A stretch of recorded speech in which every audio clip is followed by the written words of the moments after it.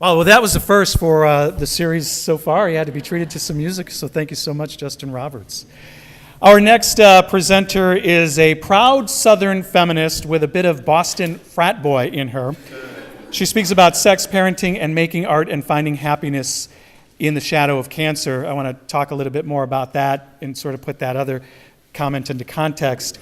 Mary Clare Bietila is a cancer survivor, and she was, as she says, brought back to life by the stem cells of a Boston frat boy. So please welcome our next presenter, Mary Clare Bietila. So I'm going to read as well. I just found out that I was going to be part of this event about 4 days ago, so bear with me. And I'm short. The book that changed my life is The People's Almanac. Published in 1975, it lived on the shelf right above my father's failed attempt at a fish tank. It functioned more as a bookend than a book. What had once been a lively little ecosystem of fish and algae was now dry, an odd collection of dehydrated seahorses, silver dollars, and a shellacked pufferfish dangled on fishing lines in the waterless tank. I have no recollection of pulling down the book for the first time, but in the late 80s, when I was 12, there's a thread this evening, I regularly turned to this book for really weird facts when I was bored. The People's Almanac logically begins with psychic predictions, the real story of Snoopy, the history of the mafia, and then takes a very sharp turn to spend 300-odd pages detailing the significance of each and every year in American history, from the founding until present-day 1975. But I was taken in by the lists. The 50-odd pages of lists, 15 renowned redheads, the 9 breeds of dogs that would bite the most, 20 celebrities who have been psychoanalyzed.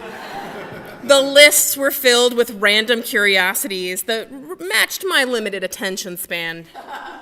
In 1998, I lived right outside of Richmond, Virginia, at 13701 Winterberry Ridge.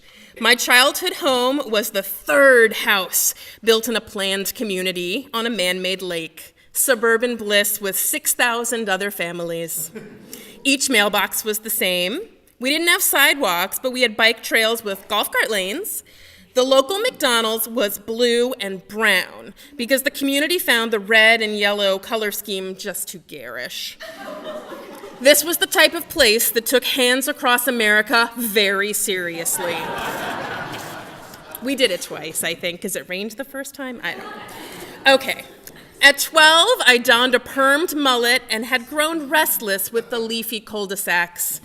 I was a very scheduled only child with parents a decade older than most of the moms and dads back then.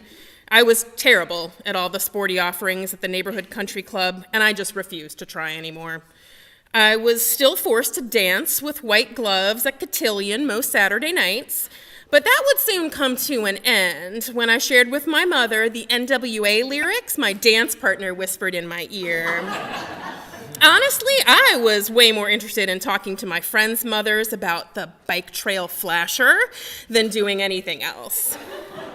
Reading the almanac, I learned about utopias and my favorite subheading, Failed Utopias. I was pretty sure this suburb was a failed utopia. It just hadn't fallen yet. That summer, I found some happiness at sleepaway camp. I decorated my footlocker with puffy paint outlining the states I had visited. My bunkmate used a whole year subscription of Hit Parader and Circus magazines to create an epic collage of hair metal bands.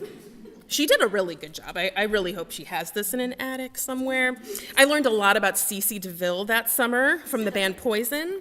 But camp started off actually as a nightmare. Every activity involved upper body strength that I still do not require or have. I wrote home nasty postcards detailing bug bites and a tooth that I chipped trying to get back in a boat. But over time, I found my calling.